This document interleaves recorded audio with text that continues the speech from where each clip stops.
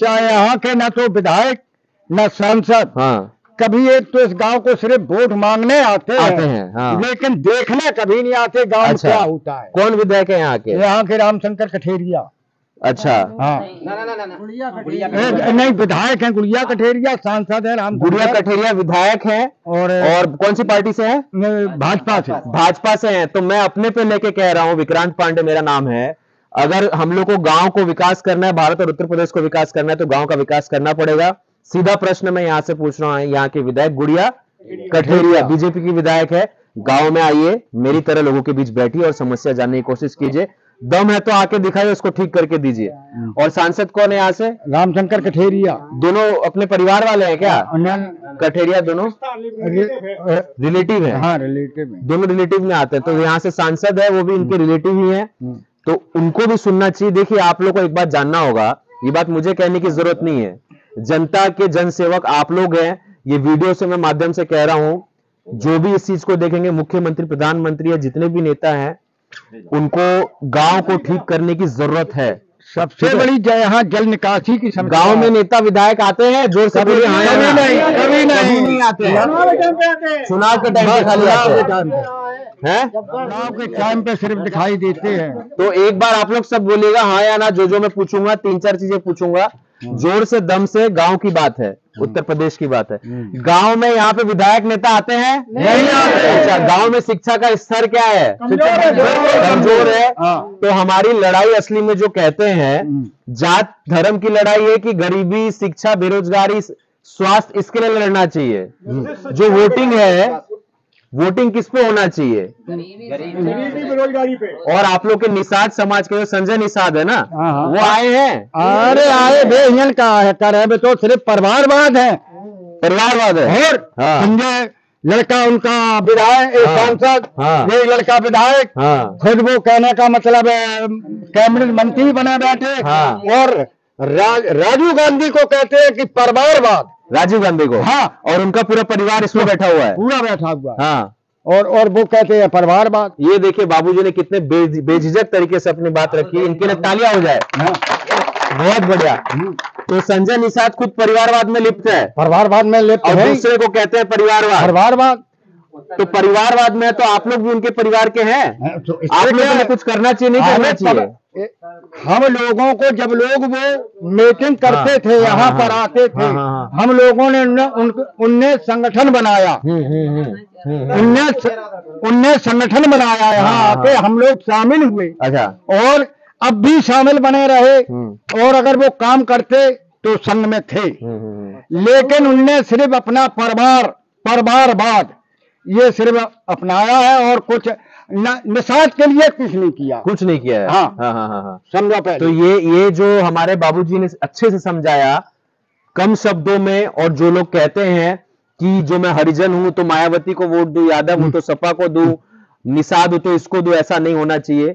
और धर्म पे भी वोट नहीं होना चाहिए, देश पे वोट होना चाहिए। देश पे वोट होना, रोजगारी पे, देश पे। उत्तर प्रदेश जन यात्रा का लगातार 69 दिन हो चुका है। मैं इस समय औरैया जिले में हूँ, 28वां जिला लगातार है।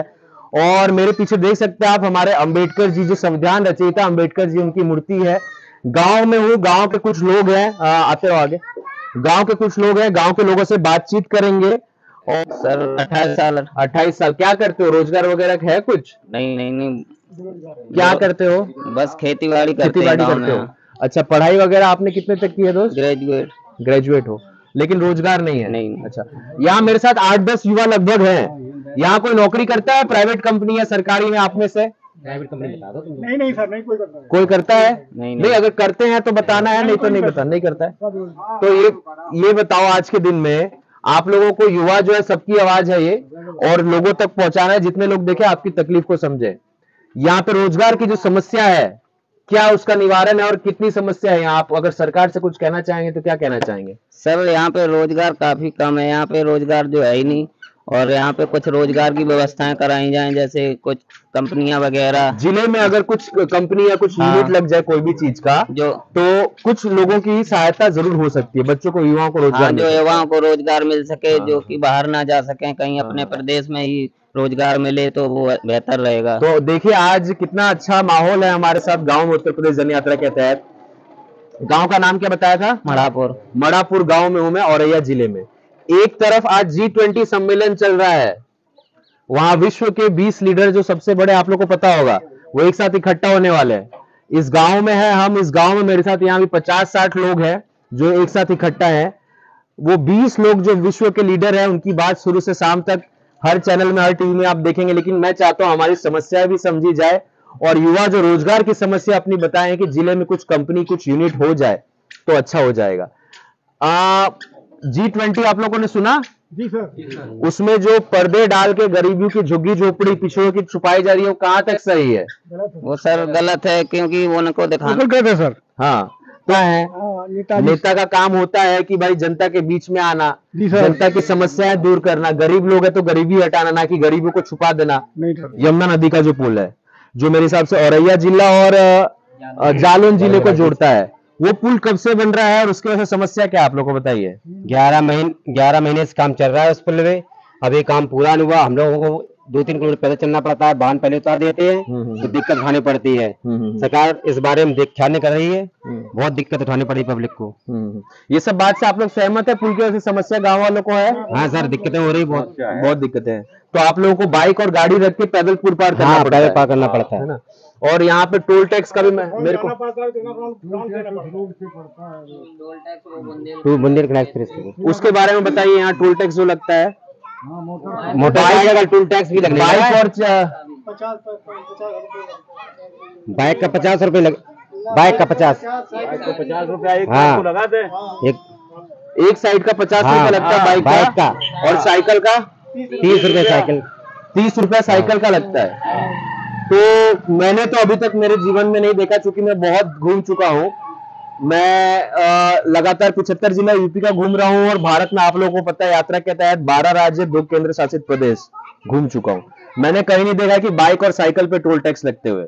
ये गांव में लोगों को देना पड़ रहा है और यह जिले में लोगों को देना पड़ रहा है, जबकि दोनों जिले उत्तर प्रदेश में ही आता है, अलग राज्य भी नहीं है। उत्तर प्रदेश में दोनों जिले के अंदर क्रॉसिंग से 50 रुपए बाइक पे, 30 रुपए साइकिल पे लिया जा रहा है। ये पुल का रिपेयरिंग का जो पैसा है, क्या वो इकट्ठा किया जा रहा है? मैं सरकार से पूछना चाहूंगा, क्योंकि 11 महीने से पुल बन रहा है, अभी तक बना नहीं है, नया पुल नहीं है, खाली रिपेयर हो रहा है।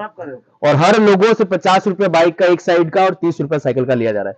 पानी निकासी की गांव का पानी, चाहे आप गांव तो इधर है ऊंचा है, हाँ। अगर नीचे आप जाएं तो आप नहीं निकल सकते पैदल, नहीं निकल सकते पैदल। हाँ। चाहे इस रोड पे जाए, चाहे इस रोड पे, चाहे इस रोड, पानी जाम हो जाता है। पानी जाम है, कहाँ निकलने की ये कोई निकासी नहीं। जिसको आवास नहीं मिला है वो लोग हाथ उठाइए। जिसको आवास नहीं मिला है, आवास योजना के तहत कॉलोनी नहीं मिली है, ये किसी को नहीं मिला है। इतने लोगों को कॉलोनी नहीं मिली है। ये आप देख सकते हैं, गांव में जितने लोगों ने हाथ उठाया था, यहाँ लगभग सबको कॉलोनी नहीं मिली, आवास नहीं मिला है। तो ये ग्राउंड लेवल की समस्या, इसलिए मैं गांव में आता हूँ और लोगों की आवाज उठाता हूँ। ये बहुत सोचने वाली चीज है। तो गांव के कुछ लोग हैं मेरे साथ, और यहाँ एक माता का मंदिर भी है। यहाँ लोग बैठे थे और 3-3 ग्रुप बना के, मतलब ऐसी कोई बात नहीं हो तो हमारे गांव में भी चलता है, लोग ताश खेलते हैं, यहाँ पे भी वही चल रहा था। तो मैं गांव के लोगों से बात करूंगा, गांव के समस्या के बारे में बात करेंगे, और गांव में जो लोग हैं उनकी जो प्रदेश और देश में जो राजनीति होती है उसके बारे में क्या रहा है, इसकी जानकारी लेंगे। आपका नाम बताइए भाई साहब। हमारा नाम जसवंत सिंह निषाद। अच्छा, क्या आप करते हैं रोजगार के लिए? रोजगार के लिए किसानी। यहाँ नेता कितने दिन हो गए आए हुए? विधायक को आए हुए कितने दिन हो गया है? बाहर से कोई आ रहा, आपकी जानकारी ले रहा है, आप अपनी आवाज नहीं उठाओगे। हम लोगों को गुलाम बनाया था अंग्रेजों ने, वही अभी भी चल रहा है। आप चले जाओ अपना काम लेके सरकारी थाने, आपका रिपोर्ट लिखा जाएगा बिना पैसे के? हैं? आप लोग को गांव में उठा के जेल में डाल देंगे, जो अमीर आदमी उसको छोड़ देंगे। क्यों ये भेदभाव है? यहाँ की शिक्षा की क्या व्यवस्था है? तो ये सब मुझे बड़ा गुस्सा आता है आप लोगों से। आप लोग की बात आप लोग को रखना है, जो समस्या है ऐसा कहना है कि लोग जो देखे वो आप लोग की तकलीफ को समझे। यहाँ रोजगार युवाओं के लिए नहीं तो यहाँ कंपनियां लगाया जाए, शिक्षा की समस्या तो स्कूल खोला जाए। इसी प्रकार से ताश खेल के अपना भविष्य तो हो गया, बच्चों का भविष्य, गांव का भविष्य हमें नहीं बिगाड़ना है ना। तो कम से कम अपनी आवाज उठा के, ज्यादा कुछ नहीं तो इतना कर सकते हैं हम लोग, ठीक है। तो रोजगार के लिए रोजगार नहीं, बस कुछ नहीं, किसानी करते हैं। और एजुकेशन काफी किया लेकिन कुछ हो नहीं पाया। क्या पढ़ाई की? बीएड टेट कर लिया है, और वो सीटेट भी किया है। अच्छा, और क्या, उसके बाद रोजगार वगैरह रोजगार नहीं मिला। आज चूंकि दिल्ली में आप लोगों को पता होगा G20 समिट चल रहा है, आप लोगों को पता है, सुना है G20 समिट? हाँ जी, उसमें क्या है, कोई बता सकता है? दुनिया के 20 देश के लीडर आ रहे हैं, दिल्ली में आ चुके हैं और आज और कल मीटिंग है, आ रहे हैं यहाँ, बाइडेन वगैरह आ चुके हैं। ठीक है। और लोग एक चीज मैं पूछूंगा जो मैं लोग देख रहे हैं उनको बताना चाहूंगा, G20 दिल्ली में चल रहा है और मैं विक्रांत पांडे उत्तर प्रदेश जन यात्रा कहते हैं इस गांव में हूं। इस गांव के लोगों की समस्या आप लोगों तक पहुंचाने आया हूं। एक तरफ आप लोग सुबह से शाम तक मीडिया में G20 देखेंगे और दूसरी तरफ मैं गांव के लोगों से पूछूंगा कि यहाँ पे मुझे बताएगा शिक्षा का स्तर कैसा है गांव के स्कूल का, आप लोग बताएं थोड़ा, कि शहर में 5वीं तक के बच्चे जो पढ़ाई करते हैं स्कूल में बड़े बड़े और यहाँ के 5वीं तक के बच्चे एक जैसे होते हैं? ना ये तो बहुत मतलब अंतर होता है। क्वालिटी होगा तब देश और प्रदेश आगे बढ़ेगा, लड़के बच्चे आगे बढ़ेंगे, भविष्य आगे बढ़ेगा। तो आप लोगों को ये मेरे को जानना है कि गांव के स्तर को क्या अच्छा नहीं किया जा सकता पढ़ाई के? क्यों नहीं किया जा सकता? उसके लिए सरकार का है, जब गवर्नमेंट प्रयास करना पड़ेगा। 1 लाख रुपया दे रही है, सैलरी 1 लाख रुपए दे रही है, प्राइवेट में कितना मिला? 10,000। जब आप लोग ये बताइए, जब सरकार का जिला अस्पताल होता है, सरकार का स्कूल है और प्राइवेट स्कूल है पूंजीपतियों का, तो क्यों प्राइवेट स्कूल में पढ़ाई अच्छी होती है और सरकारी में नहीं होती है? ये गलत चीज है कि नहीं? यही बताओ, सरकार को अपने स्कूल में अच्छे से पढ़ाना चाहिए। इसका कारण बता सकता है क्या कारण है कि जिला अस्पताल हो या अस्पताल का जो स्कूल है वहां सुविधा डाउन रहती है, प्राइवेट में अच्छी मिलती है? हाँ, क्योंकि कोई भी सरकारी में नहीं जाना चाहता है। नहीं, इसका वो अस्पताल कारण क्या है? इसका कारण ये है कि अगर जब सरकारी स्कूलों में अच्छी पढ़ाई होने लगे तो जो प्राइवेट जो स्कूल खुले हैं ना, इनकी वैल्यू कम हो जाएगी। ये एकदम ताली बजाइए इनके लिए। इनकी वैल्यू कम हो जाएगी। और जितने जो स्कूल है ना, शिक्षित हो जाएंगे। अरे जितने जो स्कूल है ना, कोई नेता के, ये किसी के, हाँ, किसी विधायक हाँ, के, हाँ, खरीदी पूंजीपति ये इन्होंने सही कहा कि इसके बाद से सहमत है आप? इनके बात से सहमत है? हाँ बोलिए जोर से। सहमत है इनकी बात से? चीज है। तो ये इन्होंने अपना दिमाग खोला और इनको ये चीज पता चला कि जो प्राइवेट स्कूल है और गांव के स्कूल में या शिक्षा में अस्पताल में अंतर इसीलिए होता है कि अगर अच्छा सरकारी सुविधा कर दिया जाए तो लोग प्राइवेट में नहीं जाएंगे और जो प्राइवेट कंपनियां उनको पैसा नहीं मिलेगा, उनको फायदा नहीं पहुंचेगा। तो ये सब आप लोगों को जानना और सोचना और पूछना चाहिए। ये सब आप लोगों को पता है लेकिन आप लोगों के दिमाग में नहीं आता है।